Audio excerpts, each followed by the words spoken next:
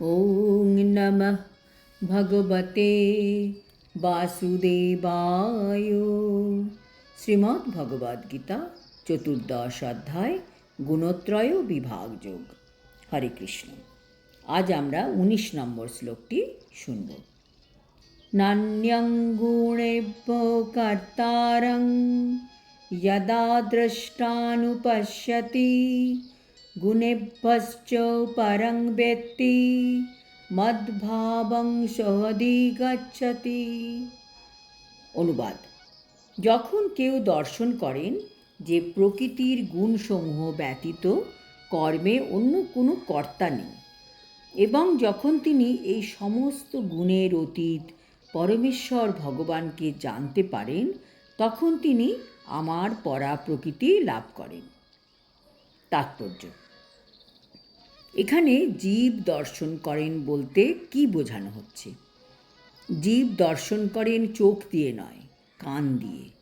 কান দিয়ে দর্শন, শ্রবণের মাধ্যমে আমরা জানতে পারি যে আমি কর্তা নই। কর্তা হচ্ছে প্রকৃতির গুণসমূহ, আর এই গুণসমূহের কর্তা হচ্ছেন কে? ভগবান শ্রীকৃষ্ণ। সাধু, গুরু, বৈষ্ণবের কাছ থেকে যখন জীব এটি জানতে পারে যে সে শুধু ইচ্ছা করছে আর প্রকৃতির গুণসমূহ দ্বারা সে কাজ করছে, আর ভগবান কর্তা হয়ে তা অ্যাপ্রুভ করছেন, এই জ্ঞান যখন জীব লাভ করে, তখন জীব কৃষ্ণের কাছে আত্মসমর্পণ করে এবং এইভাবে সে পরা প্রকৃতি লাভ করে। শ্রীল প্রভুপাদ বলছেন, প্রকৃত তত্ত্বজ্ঞানী পুরুষের কাছ থেকে জড় প্রকৃতির গুণগুলি সম্বন্ধে যথার্থভাবে অবগত হওয়ার ফলে গুণের প্রভাব থেকে সম্পূর্ণভাবে মুক্ত হওয়া যায়। গুণ মানে দড়ি। এই যে দড়ি দিয়ে আমরা বদ্ধ, সেই দড়ির বাঁধন খুলতে গেলে আমাদের প্রথমে তো জানতে হবে দড়িটির সম্বন্ধে। এই গুণগুলিকে জানতে পারলেই তবে না আমরা তার বাঁধন থেকে মুক্ত হতে পারব।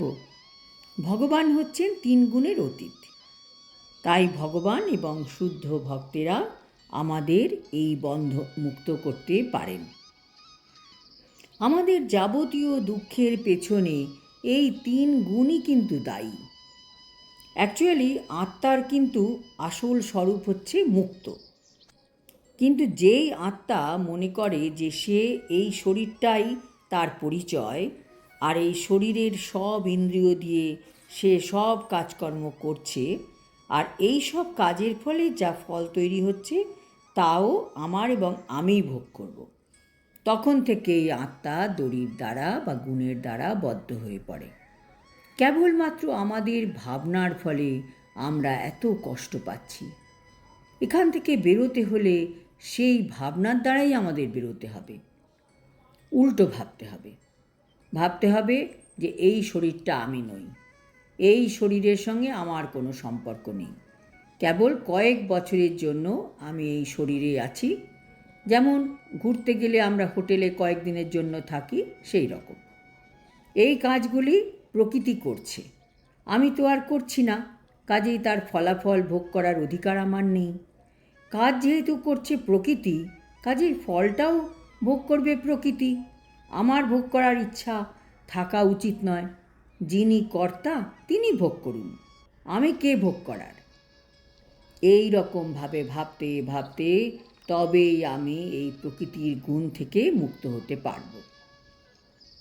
কাজেই আমার এই ইন্দ্রিয় দিয়ে আমি যা যা অ্যাচিভ করছি তা ভোগ করার অধিকারও প্রকৃতির আর কৃষ্ণের, আমার নয়। আমাদের চিন্তা এই রকম হতে হবে।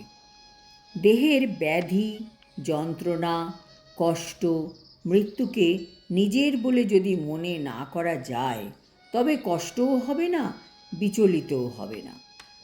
প্রকৃত বিদ্বান ব্যক্তি তিনি, যিনি দেহের মধ্যে থেকেও দেহ থেকে বেরোতে পারেন, মানে দেহ চেতনা, দেহ বোধের থেকে বেরোনো। দেহ চেতনা থেকে আমাদের বেরোতে হবে। এই শ্লোকের তাৎপর্যে প্রভুপাদ বলেছেন যে প্রকৃত গুরুদেব হলেন শ্রীকৃষ্ণ। এবং এই দিব্য জ্ঞান তিনি অর্জুনকে দান করছেন। তেমনি যারা সম্পূর্ণরূপে কৃষ্ণ ভাবনাময়, তাদের কাছ থেকেই প্রকৃতির গুণের পরিপ্রেক্ষিতে কর্ম সম্বন্ধীয় এই বিজ্ঞানের শিক্ষালাভ করা উচিত। তা না হলে জীবন আমাদের বিপদগামী হবে। সদ্গুরুর কাছ থেকে শিক্ষা লাভ করার মাধ্যমে জীব তার চিন্ময় স্বরূপ, তার জড় দেহ, তার ইন্দ্রিয় সমূহ, তার বদ্ধ অবস্থা ও জড় প্রকৃতির গুণের দ্বারা তার মোহাচ্ছন্নতা সম্বন্ধে জানতে পারবে। এই সমস্ত গুণের দ্বারা আবদ্ধ হয়ে পড়ার ফলে সে হয়ে গেছে অসহায়। কিন্তু সে যখন তার যথার্থ স্বরূপ দর্শন করতে পারে, তখন সে পারমার্থিক জীবন লাভ করার সুযোগ পেয়ে অপ্রাকৃত স্তরে উন্নীত হতে পারে। প্রকৃতপক্ষে জীব তার বিভিন্ন কর্মের কর্তা নয়। জড় প্রকৃতির কোনো বিশেষ গুণের দ্বারা পরিচালিত কোনো বিশেষ দেহে অধিষ্ঠিত হওয়ার ফলে সে কর্ম করতে বাধ্য হচ্ছে। যতক্ষণ পর্যন্ত না মানুষ সদ্গুরুর সহায়তা লাভ করছে, ততক্ষণ পর্যন্ত সে তার এই যথার্থ স্থিতি সম্বন্ধে কোনো মতেই জানতে পারবে না। সদ্গুরুর সঙ্গ লাভ করার ফলে সে তার প্রকৃত অবস্থা সম্বন্ধে জানতে পারবে এবং তার ফলে সে নিজেকে পূর্ণরূপে কৃষ্ণ ভাবনাময় করতে পারবে। কৃষ্ণ ভাবনাময় ভক্ত জড় প্রকৃতির গুণের দ্বারা পরিচালিত হন না। সপ্তম অধ্যায়ে আগেই বলা হয়েছে যে শ্রীকৃষ্ণের পাদপদ্মে যিনি আত্মসমর্পণ করেছেন, তিনি জড় প্রকৃতির সমস্ত কর্মের প্রভাব থেকে মুক্ত। তাই যিনি যথাযথভাবে সব কিছু দর্শন করতে পারেন, তিনি ধীরে ধীরে জড় প্রকৃতির প্রভাব থেকে মুক্ত হন। আজ এই পর্যন্ত। পরের শ্লোকে আমরা জানব কিভাবে দেহধারী জীব জন্ম, মৃত্যু, জরা, ব্যাধি থেকে মুক্ত হয়ে অমৃত ভোগ করতে পারবে। হরি ওম তৎসৎ। হরে কৃষ্ণ।